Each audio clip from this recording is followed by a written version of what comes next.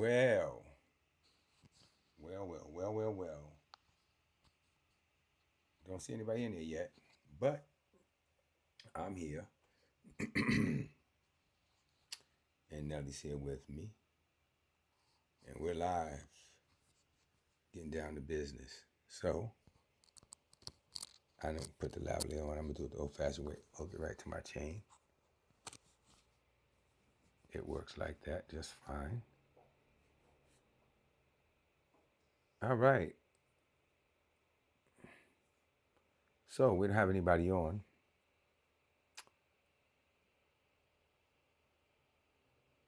I'm waiting. Give a couple of people time. We're gonna have some good news that we're gonna share about our growth and some of the things we've accomplished.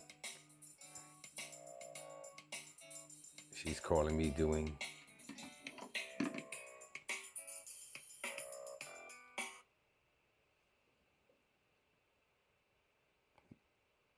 I'm gonna text her and tell her right here on the live.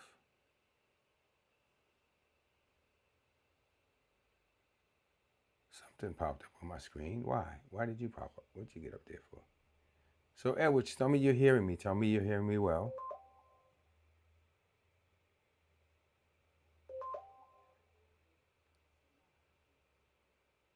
So let me know you're hearing me. See who's here. Hey, baby girl, how you doing?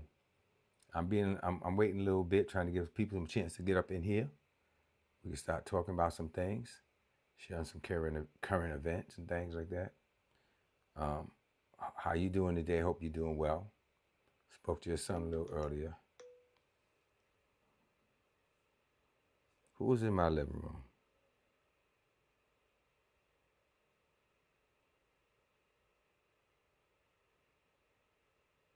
Oh, just the sunshine coming through the window. Made the camera send me a notification to check that out. Okay. So where's everybody?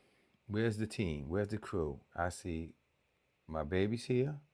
You said you hear me good? That's good, because we figured out the issues. We're going to get better and better. So give a few more minutes for a few more people to jump in. And yeah, I had a chance to talk to my grandson today, your son.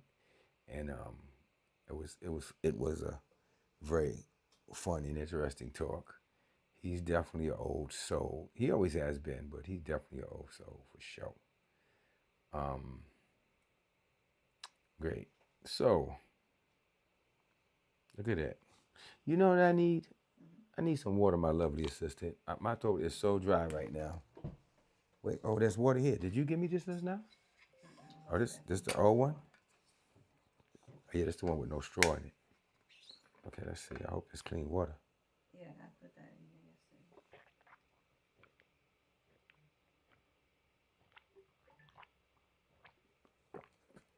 I wasn't joking when I said I was thirsty. All right. Well, we're going to get started. I ain't waiting any longer. Was it 8 minutes after? Yeah, I'm not going to wait any longer. We're going to get rocking. We're going to rock and roll. So, I'm back in PA, where I really rather be in Miami. I love Florida.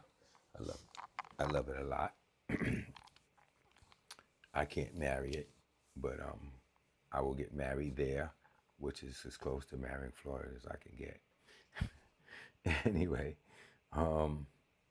put this on mute so people don't call me. Now, let's get down to business. A couple of things I want to talk about. I want to say good evening. Welcome to Vision Builders. We are such a dynamic place right now. We are in such a dynamic place. This is where visions are born and dreams are made and life is given. And we are a coaching and mentoring platform that breathes life into visions and help you realize your dreams, or life into dreams helps you realize your visions, whichever way you want to put that. So, what's been happening? Some quick updates. Okay, I want to give some quick updates. Um, Chugging down the road with the book, and just about ready to do something with that. Seriously, launch it. I also went and registered trademarks for You Ready, Let's Grow, and that's and doing the copyright for Vision Builders, and that's big for me. It's been a big thing. It's something. Hold on a second. It's something I've been looking forward to for a minute and wanting to get done, and looks like we're finally getting the opportunity to get that done. So I'm excited about that. Um, I hope you guys are too. This is a big opportunity. Um, we got that done. Um, yeah, it was a little expensive. I got I was at the book. I mentioned the book. I mentioned the trademark. So next best thing. Next thing. So we I went live on was a week and a half ago, almost 2 weeks ago. I went live on TikTok saying to people I want to get to 1,000 people, because once we get to 1,000 people, we can start to go live and bring in the group chat and let people come in and talk and have a conversation with me. Well, um, the 50 Cent video I did went viral, went over 200,000 views, likes, up there, comments, crazy, share, saves, and people still coming in on that video. And so now I have the opportunity to go live and have guests come in. And so I've been told, thank you, I've been told that, listen, you're playing around, you need to be live every day. I'm like, every day, every day. You need to set a time and you need to go on every day and you need to talk to your people. So I said, well, I'm willing to do that if that's what I have to do. And also, if I'm bringing a product, which I am, which is my book, then they say, no, you have to come on and you have to talk to the people. So I said, well, let's do that. So we're going to look at videos tonight to learn all the ways to go live. I know I got to coordinate. I know my daughter says she wants to go live with me. I know she wants to do it every day, but I have to, have somebody moderate. So when the clowns get in there, we can knock them out. But I believe we're going to have a real nice, smooth situation. I don't think we're going to be running into a lot of idiots. Anyway, so these are the updates. These are the things that have been happening. Thank you, team. Thank you for everybody who's participated in us getting to this place. The videos, the edits, Sophie, Ruth, Edwidge, Nelly, um, our people who help us from the outside, Lindsay, um, Esther, who's been doing the graphics for the books. Dr. Brown, can't forget Angie. We have been pulling this together. We've been working hard to see this thing go to the other side. It's been happening, but it's coming to my attention that I'm not working hard enough.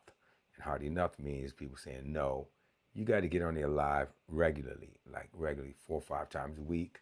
So I figured if I do Monday, Wednesday, Friday, or something like that, I'll figure it out. Either way, we got to go live. So, hey, Ruth, how you doing, baby? So, listen, these are the accomplishments. And what this is proving is, one, persistence and consistency does pay off. And I started this about a little over a year ago and started posting regularly and got online with somebody today who really is into helping people boost and telling them how to boost. And what we get from everybody we speak to is like, wow, you guys like are really doing a good job. You really come a long way. And of course, you know where you want to go. And I want to tell you something which is crazy, because I was like, man, I get that first 1,000, we're gonna be ready to go. Things gonna be set. Then once it shot over 1,000 and hit 2,000, I was like, man, we got to get to 10,000, man. When we get to 10, oh man, when you get to that 50,000, and what I'm coming to the realization is, There is no once we get here, we good because there's more goals. So enjoy taking and do everything you can. I know people making a pack of money with like 50,000 followers and 20,000 followers because they know how to merchandise and work their products. So Live Unique, Vision Builders. I know Live Unique has its strongest following on Instagram, right? Another on Instagram. Correct. And I now have my strongest following on TikTok and my second strongest following on YouTube. What's the strongest following for Live Unique. yeah, 800. 7. what platform? The second strongest is you. No, TikTok. TikTok. So TikTok's second strongest. Mm-hmm. So Instagram, TikTok, and TikTok, YouTube. Mm-hmm. So you find out where your audiences are. You grow the other ones, but people keep saying the same thing. Just keep putting out the content. Just keep doing what you're doing. Sooner or later, something pops. This time we got a video that went 250,000.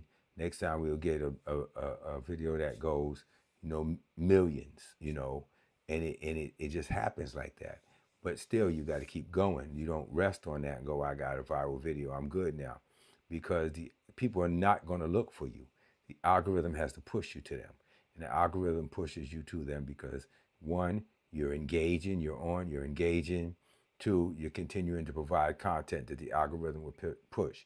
You can have the hottest video in the world, as you've seen happen for many people, and then they're gone.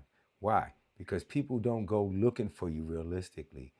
The algorithm tells them what to watch by pushing it in their face. And you click on and then you scroll based on what the algorithm feeds you. So if the algorithm's not pushing you to people, I don't care how big your video was before, the people don't see you anymore. So whatever I created with that video, I have to keep creating that. So people keep saying to me, do another puffy video, do another puffy video. And I've been going, yeah, I'm gonna do that, I'm gonna do that. But then there's the other part of me is like, well, is that what you really want to be known for? You want to be the dude who's doing the blow by blow on Puffy? Well, I may want to do a video or so like that. I'm still searching myself. But the truth of the matter is, it's not something I really wanted. Like, I don't want to be known for the guy who talks about his court case and who said this about it. I'm not trying to be Wendy Williams, right? I'm trying to be the guy that's encouraging and helping you build your dreams, realize your visions, give people encouragement and what they need to get to where they want to be in their lives. And talking about people's misfortunes or mishaps is not, to me, the path to that. This is not a gossip channel. So I hope you respect that and understand that. Let me see some comments, what we're saying. What's going on, AJ? Good to see you, bro. Nice to have you here with me. He said from Honduras. All right. Well, welcome for Honduras, my brother. Who else is on here? Am I missing anybody? I just see a bunch of hellos. I see a congratulations from you, Nelly. And yeah, so I'm not seeing a lot of stuff. So, first viral video. How does it feel? It feels like you need another one. I feel like I need another one, right? But I'm realizing it's not about viral videos now and how many likes you get. It's about you continuing to provide content that puts you in a place where you can become monetized. Now, with TikTok, you can become monetized almost immediately, especially after you hit your 1,000. We went from 100 and something to like close to 2,500, right? I don't even know where we are right now. Where are we now? In like a week and a half, right? Just Yes, almost like that. just from one video. So now we're going to continue to go forward, but the lives are important. But the lives are also important with product. And a product can be a physical product, or it could be a digital product, or it could be you getting on there just offering a service. And we saw a young lady today, we went on her thing. She was in there saying to people, tell me what your TikTok is about, and I'm going to type it into chat, let you talk into chat GPT. And she was hitting record on the computer. And then when it spits out your answers, I'm going to tell you now, I'm a DM you the responses so you can put it in your description on your TikTok. And people were tuning in for that support. So I'm telling you, there's so many things that you don't think people want because you figure if they're already on social media, they already know this stuff. They don't. And they want your help and need your help. So do yourself a favor, get on here and begin to talk to people. There's one young lady that she got 1 million views and her following went to the roof. And all she did is went through her. She said she's been doing a lot of videos. That's because one thing got to be consistent. She said, I did a video of going through my phone, playing each of my ringtones for each person I have a ringtone for. And that video went over 1 million views. Her just playing her ringtones. But what I said is no, because the algorithm pushed it because it's engaging. Another thing about social media is you can't be on here be selly. They don't push those kind of videos. They push videos where you're engaging, you're having a conversation, you're teaching something, you're sharing something that they feel will be beneficial to their audience, like I'm doing right now. So I keep getting these alerts from my apartment in Florida that somebody's in the apartment, but it's just the sunlight moving around on the wall, which is a little bit. You see it, Nelly? You see these? Are you getting the alerts too? Yeah. Anyway, fun. So TikTok is interest based. You don't need a lot of followers to blow up. Just a topic that people are passionate about. Not only you're correct, not just a topic that people are passionate about, but anything. I mean, people. It's the home shopping network now. You don't even have to have your own product. You can go get somebody else's products and get on there and sell them and set up something through Shopify and have them shipped. It's TikTok is the wild wild west, where YouTube you literally have to build yourself an audience, and that's a whole different animal. And they require you to have a different amount of watch hours on top of followers to get where you want to get there. So this is awesome. Hi, niece Christine. How are you? Your niece is there. So, our niece. So, anyway, let's do some stuff today. Let's go over something. I got a couple of videos because what I want to encourage you with today is this. Everything I'm talking about so far lines up with where we're going. Success is not about you being the smartest person in the room or a genius. It never has been, it never will be. It's about you being consistent and giving a belief in yourself that makes people want to believe in you. But you look a lot of times, or we look for people to believe in us before we believe in ourselves. But it really works the opposite. They look for it in you because a lot of times people are insecure in their own selves and they're looking for somebody that, look at politics. People will follow you just because you come off strong, not because you're the smartest dude in the room. So I want to go through a couple of videos and I want to share a few things. Before I do, Nelly, I see comments popping up. What you want to read some of them to me?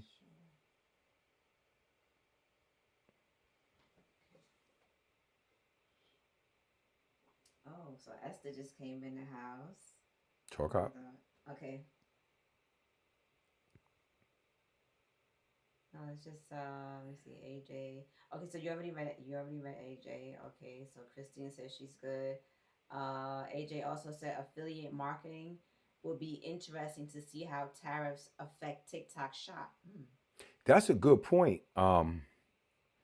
AJ, here's the thing that I've seen, throughout the years, prices go up, get pushed up, pushed down, whatever the case may be. If people want it, people are gonna find a way to buy it, and they're not gonna care. And it's people for every market. So yeah, the tariffs may push up the prices, and all these things may happen, and it may slow things for a minute. But one thing I think they become very confident in throughout the years: consumers must consume, and they will buy regardless. We already know that these things cost, $10, $15, $20, $100 over there, and we'll still spend $200 to $20,000 over here because but that's the China Birkin bag. I got the real one. So they know consumers must consume, and like I said, it may affect the market for a minute, but from what I'm seeing, even from being in stocks and investing, it always levels out. When things dip, you go in harder because they're going to come back up. So it's sad, but you know, this is not the most encouraging thing to say, but we're just cogs in the machine. We're just pieces of the puzzle. Like they already know when they're putting things into place, what they're going to do. They already know what the collateral damage is going to be, and they know at the end of the day it's going to bounce back, and they're going to be right back where they started. They've been doing it from the beginning of time. Wars and everything else are built around this type of mentality. So, it may sound, like, oh, you're just saying a negative thing. Well, I've been around a long time and I watched oil crisis after oil crisis. I think I've seen four of them in my life, and we were done and we were out of oil and the world was finished. And then all of a sudden, all the oil was back. Everybody here went through COVID. It was the end of the world, wasn't it? Everybody had to get vaccinated. You couldn't get a job. He was firing people, everything. And then all of a sudden, it was just gone. Like, oh, okay, go back to work. Everything's okay. You took it. You didn't take it. I didn't take it. People say, you got to take it. I said, well, if the whole world takes it, then I'll be fine because they won't catch anything from me and I won't catch anything from them. And we'll be just fine.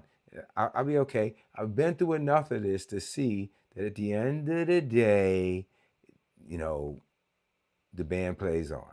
Things just go right back to the way they were because those people who are in control. I want you to think about this. And this is something you may like or may not like, people. But when we talk about the algorithm and all this stuff, right? I feel like the algorithm is controlled and built by people. It doesn't just pop up. These machines don't just pop up with a brain. These algorithms are built and controlled by people. They program these algorithms to respond a certain way and to feed you what you want and to look at your feed and to speak to you the way you need to be spoken to, et cetera, et cetera, et cetera. Well, if you go before there was computer algorithms, well, if you went to a Walmart in New Jersey in a certain area, then you went one to a Walmart in a more expensive area, and then you went to one in Albuquerque. You found each Walmart had different products. They weren't the same. They were different things in different stores because they know who to push to and what to push to them. That's what those algorithms are built on. They're built on people who decided how to manipulate you, knowing what you like and what you want to buy. You go to certain areas and you see certain TV commercials because they know that this is the community we're pushing to. And you go to this radio station or this television station and they're pushing there. What am I saying? I'm saying this. Nothing has happened is not happening by their design. They know what they're doing and what they're pushing. So when I hear about the tariffs and I hear about these things, I'm like, okay, this is just another thing being spun into the system for us to react a certain kind of way so they can get a certain kind of result, so they can drive you to the things they want you to see. So if you just look at anybody who's either a Republican or a Democrat, it's those ones who will get violent and ready to fight you about their political position because they bought into the system. The system tells you, and it tells you what you like, and it tells you what you doesn't like, and what you don't like, and it tells you what you should eat and what you shouldn't eat. Listen, I'm gonna say a lot of those things tonight that may ruffle you, may not. I'm gonna try to be polite, but here we go. Are any of you old enough? I don't think so, but old enough to remember when kale was a garbage green that nobody would even touch? You would be insulted if you offered somebody some kale. I'm just telling you right now, it was considered like the poor person garbage green. Nobody wanted that. I remember when oats, nobody wanted oats. Then all of a sudden it was good for cholesterol and it's heart healthy. Now everybody was sucking oats. Everything had oats in it. And, GMOs, whatever games they come, we're the consumer. They tell us what's good. And if you get any comments that you feel important, you can jump in. I remember the littering thing, right? The littering and the recycle thing, how that was all created. And I remember the little Indian guy standing on the shore and looking around, and all the water was polluted, and he's standing by the side of the highway, and somebody throws a soda cup out of his feet, and the tear runs down his face, and everybody was like, wow, this Indian guy really cares, and pollution. What are we doing? Not what are the companies doing that are creating these products, these throwaway products for us to pollute, but what are we doing not handling better what they're giving to us to throw away, to create the garbage, right? Turns out the guy wasn't Indian at all. He was Italian, and he was an actor who was hired to put an Indian fellow on and do a commercial. My point is, I'm not cynical because I always look for the bright light in everything for me because that's where Christ sits in me. But the world and the systems, and I know it's a long rant just because you mentioned the tariffs, nothing affects the system any different the way it's programmed to affect the system. And it's usually programmed to affect the consumer. I start to say us, but nope, the consumer, because I'm put myself in a place and I confess I am a producer. And if you in here and you on the chat, I want you to type I'm a producer because producers run the world and consumers are the patients or the victims or whatever you want to call them of producers. Producers run the planet. That's how it goes. So AI has been created by people. The computer didn't just wake up one day and say, this is what I want the algorithm to do. Somebody programmed that information in there. There's a bunch of ones and zeros that they program to respond to you a certain way to once again lead you where they want you to go. Any comments or anything on it I should speak on? Well, everyone is just saying I am a producer. If I go back to the kale thing, Talima said that kale was once a plate decoration, like a decor for your plate. She's right. It was. Mm-hmm. And before that, baby, it was considered like if you try to offer that to somebody as food, they would be insulted. It was like considered, like you said, it's a plate decoration. This you don't eat that. Then they change the Mm-hmm. narrative. What Mm-hmm. else you got? Everyone is saying I am a producer. I am a producer. Amen. We are producers, and that mindset will change you. It would save your life. So what I'm trying to tell you is, all of the stuff that they sell us. We choose. I'm not talking about financially or in the market. I'm talking about in our mind. They tell us what we think. They tell us how we feel. They tell us, how we should feel about it. They tell us a whole bunch of stuff, and then we have to choose to agree or disagree with that. But yeah, there's so many foods that they considered not good for you, and all of a sudden they were super good for you because that market, was needed a boost, and whoever got them in office said, okay, now we got to turn around and we're going to tell you that milk does a body good. And then they said, no, milk's not good for you because now it's all of this stuff that it produces with, blah, blah, blah. Listen, everything has a cycle and season, and people are put in positions to carry out people's agendas. You spend millions of dollars to put somebody into an office. Well, that person is getting put into the office so that they can refund you or pay you back for your investment. That's politics. That's how it works. No, but they're a good politician. That's not the conversation. We're not talking about the good one here and a good one there. We're talking about this is the way the world works. So my place is, where do you fit in? You fit in just fine. You fit in who you are and you fit in the way you are. And I want to play a video clip from our former President Obama, and I want you to see what he talks about people you look up to or you think are superior to you because you assume because of where they have something that you don't have. And the reality is becoming clear to me from the deals I'm doing, the people I'm meeting from here to Florida. I'm learning something. Your power is in you, and how you present it to people is what makes a difference. Everywhere Nelly and I are going, people are saying, a few people have actually come to us and say, we want to invest in your hair oil company. And it's like, yeah, we don't really need that. And it's a good situation to be able to sit down with somebody and say, we appreciate that you want to invest, but one, I don't think you understand what kind of money it would take for you to get in, even though we're at the beginning, because we don't need money. I don't need this investment. Somebody come and say, I want to give you $2,000, I want to give you $10,000. I'm like, yeah, I appreciate that, but we don't need that. So these are the kind of things. You are a lot more powerful than you think you are, And a lot of the people you look to, up to, they're not necessarily as bright as you believe they are. Let's watch these videos.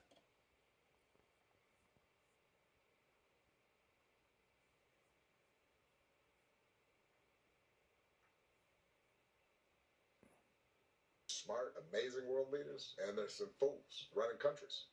Do not let people think you do not belong. Once you sit at these tables with folks with fancy titles and you talk to them and you go, oh, they ain't all that. This idea that somehow they are so special, they're so smart, they're so sophisticated.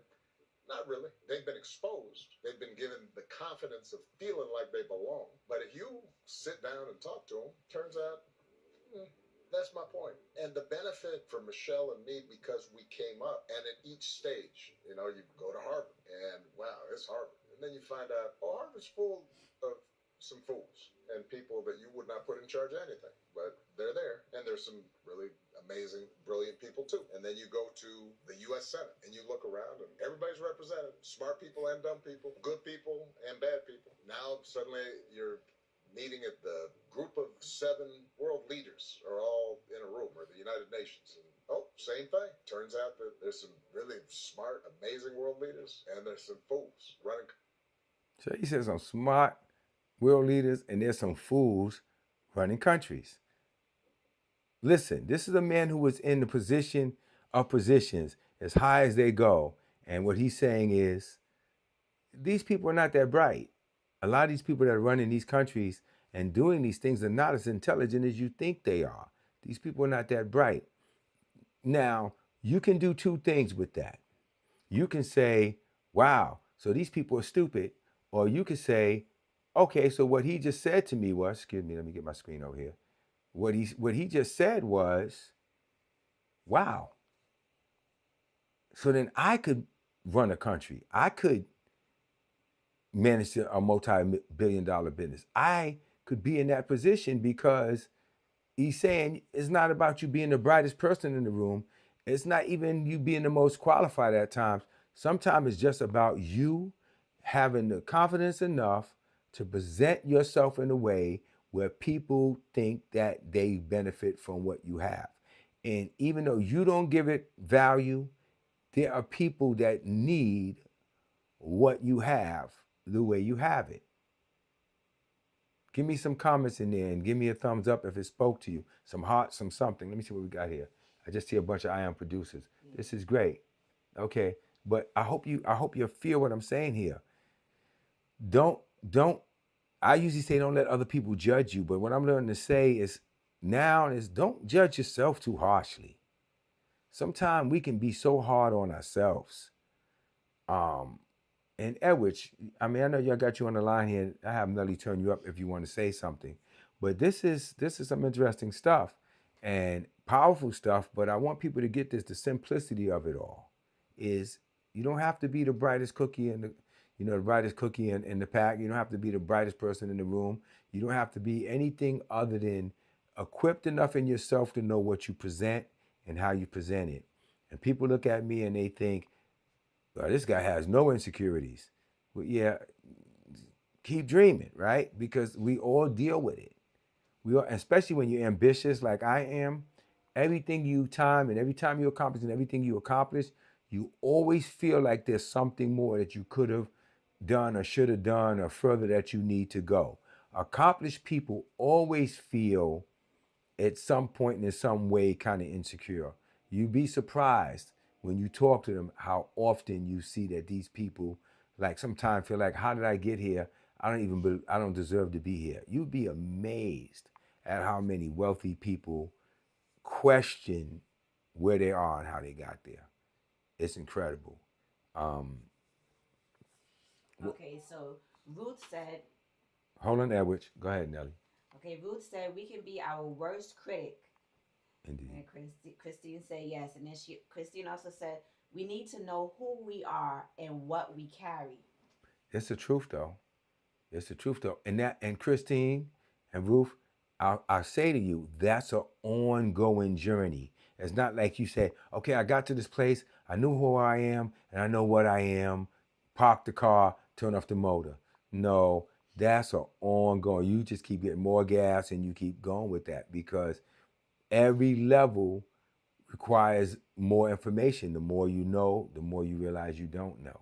So it's an ongoing journey, and once you find it, you stay with it. But it's a beautiful journey. I mean, I'm at my age now, and I'm seeing life in a way I've never seen it before. I'm enjoying life in a way that I've never enjoyed life before. I don't think I ever really enjoyed life. I lived it and did what I needed to do. But I can tell you that there's a place you come to where you're like, I'm good with me, I'm good with my life, and I'm good with where I'm going. And if you're not there, we could talk. We could work our way through that together. We could figure that all out. But yes, indeed, Edward said something. Yeah, Edward says, I like when Obama said that they may not be the most intelligent people, but they have been exposed to different things. That's the key word. They've been exposed to opportunity, but not only did they, hold on, let me see what it is. Okay, but not only were they exposed to opportunity, they took advantage of the opportunity. Because exposure is beautiful, but then it's up to you. It's up to you once you get those opportunities to push yourself in, even if you don't feel worthy, to push yourself in and to push yourself through. And that's so important. Got another video for you. I'm put a little twist on what he's saying. I know what he means, but because I know we got some church folk here, this language has been misrepresented in the church for so long that I'm gonna have to at the end of it bring a balance to it. No, he's not a church person, but his point is coming from something that will sound very churchy to you, um, and misused in the church for a long time.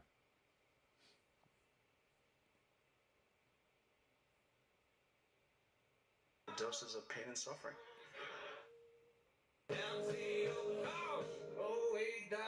Most of the Stanford graduates have very high expectations. And you deserve to have high expectations because you came from a great school. You were very successful. You're top of your class. Obviously, you were able to pay for tuition. And then you're graduating from one of the finest institutions on the planet. You're surrounded by other kids that are just incredible. You naturally have very high expectations. People with very high expectations have very low resilience. And unfortunately, resilience matters in success. I don't know how to teach it to you except for I hope suffering happens to you. I'm gonna stop right there before I finish. He said people with high expectations a lot of times have low resilience. So what does that mean? He's saying that a lot of times that people have that high level expectation because they went to a school like that or they came from wealth or whatever, that they don't have the ability to weather storm. What he's saying is people with that kind of expectation sometimes they don't have the ability to fight through from the bottom to the top. So when this guy's talking about, I hope you go through suffering, I just want you to understand, this ain't the church kind of BS suffering that you got to go through things and go through pain and God put it on you, all that junk. And those of you who know me know I refute that over and over with scripture. It's not biblical, it's garbage. Nonetheless, that's not our conversation tonight. The conversation is the pain and suffering he's saying he wants you to go through is the thing that makes you strong enough to keep standing, the thing that makes you take pain and say, okay, how do I work this pain to my benefit? How do I take this inconvenience or this mishap and turn it around and use it? Do I let it break me? Do I let what they said about me? Okay, I got fired. They fired me and said I wasn't good at my job. Do I get better or not? And I'm gonna make a point of this because I was talking. I went to play golf yesterday with some golf people, and this is my second time ever playing golf. And everybody says if you want to smooth with the wealthy people, you got to know how to play some golf. You got to get on the golf course. So, I've been invited a couple of times to go play golf, and I said I'm gonna go play golf. And I did pretty good, as a matter of fact, for a person just being there for the second time, because I have a mental genius that if I see what you're doing and I ask a couple of questions and I watch you, I'll do it. It doesn't matter what it is. Doesn't matter what instrument you put in my hand. Doesn't matter what business you put in my hand. Doesn't matter what program you put in my hand. Doesn't make a difference. It took a long time for me to appreciate that that was a level of genius that God had blessed me with. That I can do anything that you give to me if I decide to do it. So I got out there and I did pretty good. Now, the gentleman who invited me, I told him he was a legend and he didn't understand it because he said, no, that's not that. I'm like, yeah. I heard the story.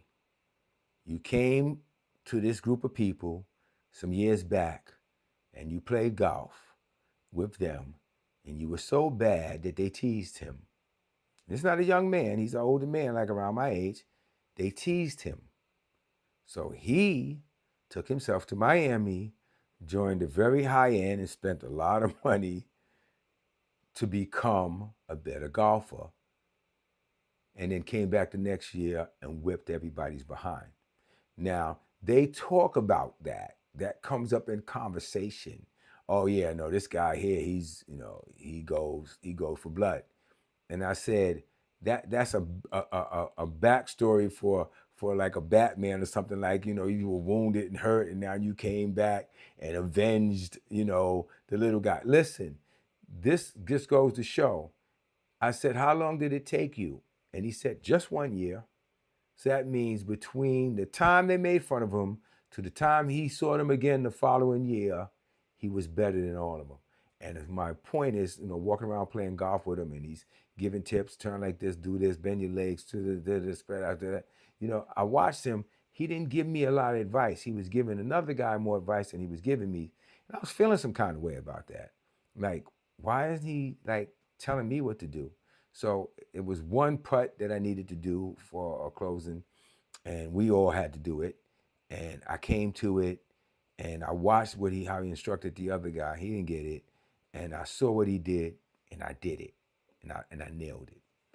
And they all kind of gave me a celebration. And when we got back in the cart, I was in the cart with him. He said to me, just out of nowhere, he said, "You should really do this.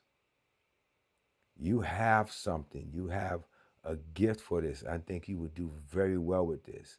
He said something about you. You got a gift for this.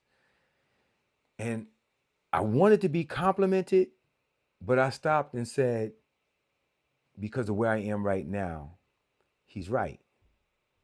He's right. Absolutely.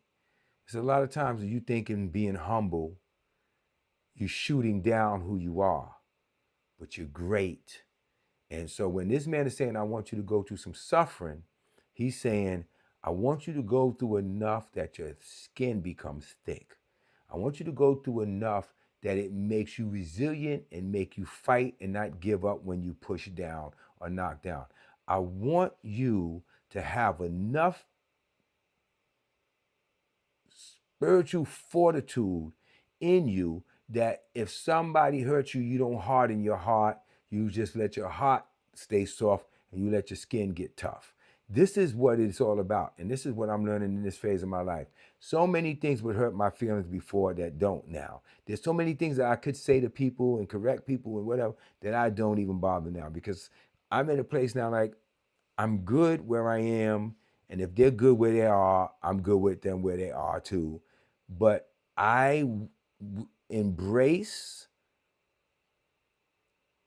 pain to the point that it can make me better.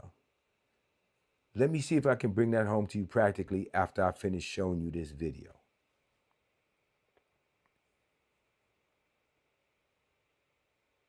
I was fortunate that I grew up with my parents providing a condition for us to be successful, but there were plenty of opportunities for setbacks and suffering. And to this day, I use the phrase pain and suffering inside our company with great glee.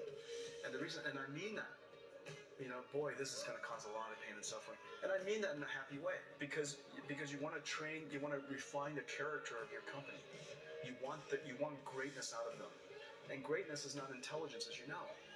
Greatness comes from character. Character isn't formed out of smart people. Greatness comes from character. So that's kind of, and so if I could wish upon you, I don't know how to do it, but for all of you Stanford students, I wish upon you, ample doses of pain and suffering.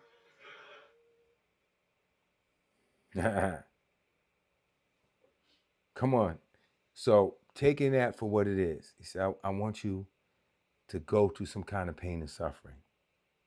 Again, in the church, that's been misused so bad, like sickness and disease and setbacks and poverty and lack. And that doesn't produce anything but weak people who expect to suffer all the time and make an excuse for it and say, well, it must be God, but never do anything better with their lives.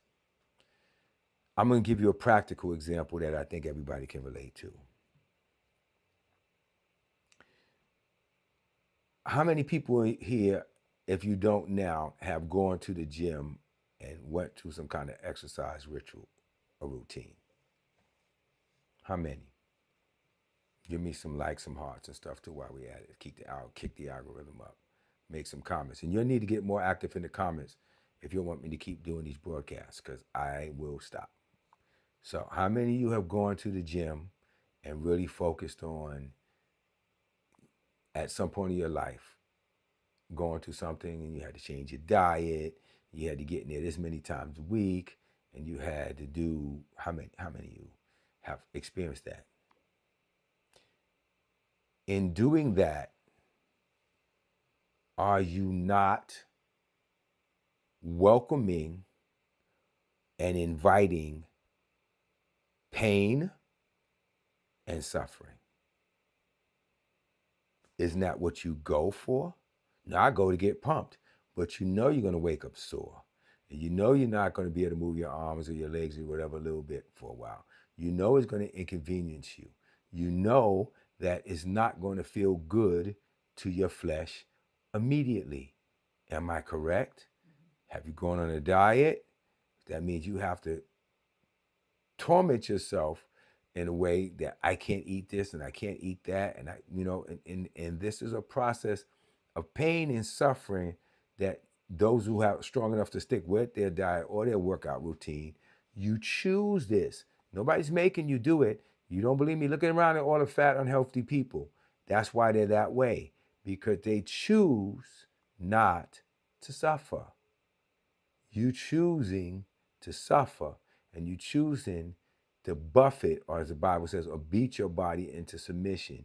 You're choosing to put yourself in a case or in a place that to be better, I have to go through the setback. I've done house flips, and I'm a contractor at heart, and I've never done a project where I'm soaring and drilling and cutting and lifting and nailing, and that at the end of that day or that project, everything in me is not aching.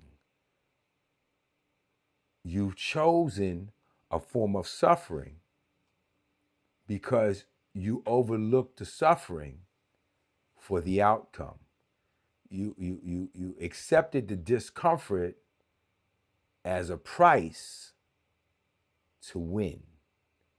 That's the balance of it, even when you're talking biblically.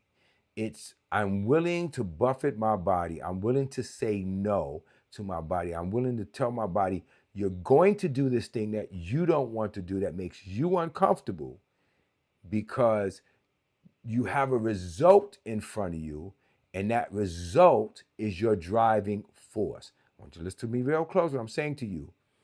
That result and the desire for that result becomes bigger than the discomfort that's in front of you. I have to do this to get here. Nellie would stand behind a chair all day doing hair. Now she gets out and she gets her bottles and she goes and she would walk around the mall and she would one by one sell those bottles. Totally uncomfortable, the rejection. You know, somebody come to your salon, they come in to get to work.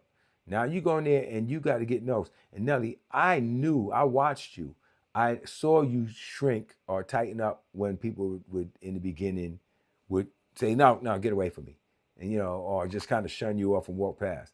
And I watched how you would react in the beginning. You kind of almost would recoil. Now you're just like, oh, well, next person. And you go to the next person. Because I remember the first time we went to that white woman and she looked at you. You said she looked at me like I was crazy. And I was like, okay, well, maybe you were. Okay. But you keep going until you find other people.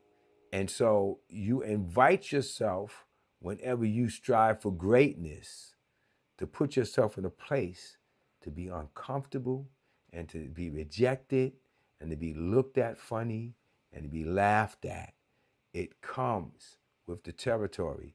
And those who don't have thick enough skin, or as the gentleman said, the resilience to deal with that kind of behavior or attitude, stop talking about God gonna make me successful one day. You're never going to be successful, because success comes only to the people. Jacob and his 10 wells, right? He didn't have no John Deere tractors and drills and stuff back then to dig for a well. That was a hard, long, arduous process that may have taken years. I don't know how long it took, but I know it wasn't a one-day thing. And he had to do it 10 times so he found the well that nobody bothered him. My point is, God throughout the Bible looks for those he says that live by faith, that won't give up, that won't stop going. And living by faith is not sitting there saying, I pray and I believe. Faith without works is Dead. dead. It is. Now, there's no such thing. I've told people, in message, there's no such, there is a such thing as dead faith. Because he said faith, it is faith, but it doesn't have works, is dead. It's faith, but it's dead. It's inactive, it's inoperative, nothing's going to come out of it. It's dead. It's there, it's faith, but it's dead faith. So people got to understand there's living faith and dead faith. My faith is living, and I'm fighting to make every bit of it living, because I'm finding the faith that's in me that has laid dormant. So faith is produced, real faith produces character. It produces substance, and it produces drive to win, regardless of what's being said around you and who's saying it. So now I don't do things for the applause. I don't do things for the compliment. Oh, you're so great. I do things because this is what I'm born and called and desired to do. And so I'm getting compliments now like never before, and I can't cash those in. They don't matter to me. It's like, yeah, that's not currency. Compliment, oh, this is a good one. Compliments are not currency. I can't use them. I don't even look for them. They give them to me, and I sit them on the side. Isn't that what happened? Listen, when Solomon had so much wisdom that they were bringing him so much wealth that they had to declare silver worthless because they had so much stuff that was worth so much more. There are things that make a big difference. And usually it starts from and stems from what's inside of you. So above all things, he said, I want you to have some pain and suffering. I think the way he should have finished it was that it would develop enough that it would develop resilience and character in you and fortitude that you keep fighting regardless of what circumstances throw you. Okay, so we have a few people going to the gym. We got Ruth. Edward said they go to the gym, and Edward said going to the gym definitely welcomes some discomfort. And Ruth said, yes, definitely discomfort, sometimes intimidation too. And Esther said, I love the soreness because I know it's working. And then Edward says, real faith produces character. Watch this. Esther said, I love the soreness. If you go to the gym and you don't feel sore, you know you didn't work out right. You know you didn't. The soreness is welcome. You look for it, because think about it. What she just said is, I'm looking for my soreness. Like, I wake up in the morning, I want to feel sore. Well, what you're saying is, I'm looking for some kind of suffering. I'm looking for some kind of discomfort. I'm looking for some kind of pain as a sign that I'm going somewhere. So what I would say to the church folk, if any church folk are watching, and I know some of you are, I would say this: don't tell me that you're going through pain and suffering, and that is a pain and suffering from God, if there's not an end goal or end game in sight. When Esther looks for that pain in her arm or legs, she's also looking for her legs in the next couple of days to have some more definition and some more rip. And that's the whole thing. So some fat to fall off. Whatever the case may be, there's a goal. Just saying I'm suffering for the sake of suffering for the Lord, God, whatever. Listen, if you can't come to me and show me the fruit or the result of that, meaning I have an end game. I'm going through this right now, But when I come out the other side of this, this is my intended goal and purpose. So if my goal is to be a billionaire and that's a goal, then I have to say whatever comes on me that tries to be a setback, it's an opportunity for me to push through to the other side. I expect some kind of soreness, make a mistake, look dumb, people talk about it, whatever, but I also expect to find the gold on the other side of it. I expect to come out as a winner. So when this gentleman said, they made fun of me, they laughed at me. So I decided I was going to spend a decent amount of money, and I also was going to go through some training and some pain, and I was going to come back next week, and I was going to whip their behinds. And he did. Now, who calls me and asks me to come play golf with him? He does. Well, could I see something in you? Okay, well then good.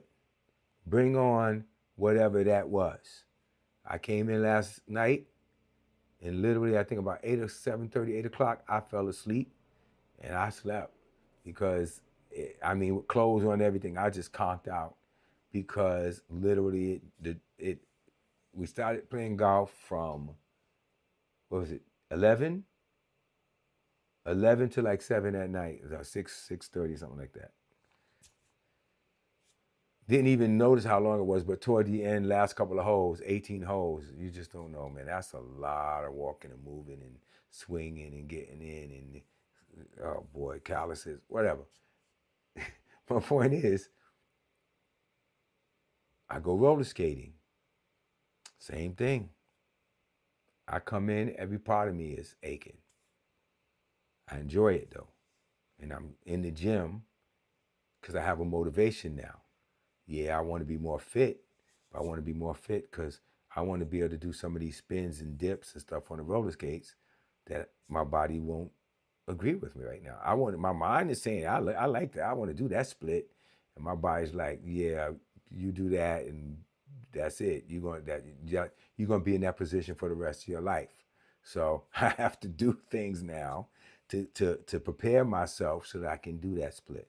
So I have to invite a certain kind of stretch, a certain kind of dip, a certain kind of squats, full squats all the way down to my behind touch the floor and back up again type stuff. This is crazy, but I've made a decision that I want to accomplish something. And that's the kind of soreness or the pain he's talking about. I think our time is up, isn't it? It is. I have one more video for you if you guys wanted that. Ruth said, that's true. The soreness is proof that you did it right. Absolutely. Absolutely. That's how it works. That's how it works. You guys, as always, have been a phenomenal audience. We need to get more people in, and we got to figure out how that works so that the algorithm pushes us out. People are saying more often, and so if more often is what it is, then that's a suffering I invite. I invite having to say every day you got less free time to do this, that, and the other because you got to go live 3-4 times a week. If that's the process, then that's the process. And I had to make a decision that that's the price I want to pay. I get on my Nelly all the time because Nelly is a person that if you tell her what to do, she'll lock into it. But she ain't gonna go over there. You have to say, okay, no, you got to go over there. And both of us have to come to the realization that we got to grind harder than what we're doing if we're going to get where we want to go. We have to take on the uncomfortable, scary thing. Coming on here live was very scary. Now I do it. Now they're saying, well, now you got to do it more often. I'm like, okay. I have to expose myself more? Yes. Okay. But that's the key to success. And there's no way to get to success without fighting through and fighting beyond where you are right now. And that requires a whole new set of muscles and resilience. I think the other video is short, so I think I'm going to go ahead and show that and call it a night, if that's okay with you. It's a delay, so you don't get a chance to answer. I'm just going to assume you said yes, and I'm just going to show it.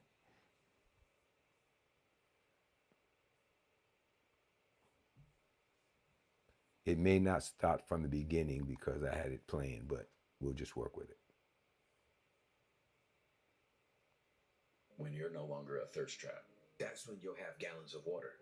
When you're no longer thirsty, he won't give you something that's going to kill you. He won't give you something that's going to eat away at you. Preston, if I gave you that much water, it would drown you. You think it would hydrate you? It would drown you. The right amount of water will hydrate you. The wrong amount of water will kill you. This is why he starts small. Yeah. Because big would kill us. He told the children of Israel in the wilderness, y'all can't go in yet. Forget the enemies you have to fight. The bears would The wild animals Correct. would overtake you.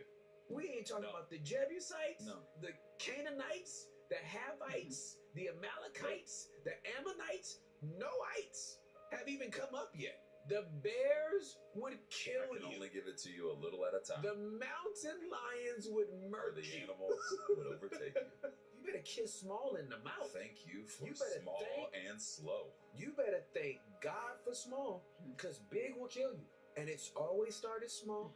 And when I'm ready, it's ready. Every move of God starts somewhere in a manger. It may end up in a mansion, quote unquote. Something big. Yeah, but it starts in a manger. But it will start in a cave with animals Absolutely. where no one is watching. Absolutely. But where many will eventually talk about it. Absolutely. Oh boy. I think that's a good place to end it. It may wind up in a mansion, but it's going to start in the stable. I can't send you in yet, not because of the people, but the wild animals alone would kill you. You're not ready yet.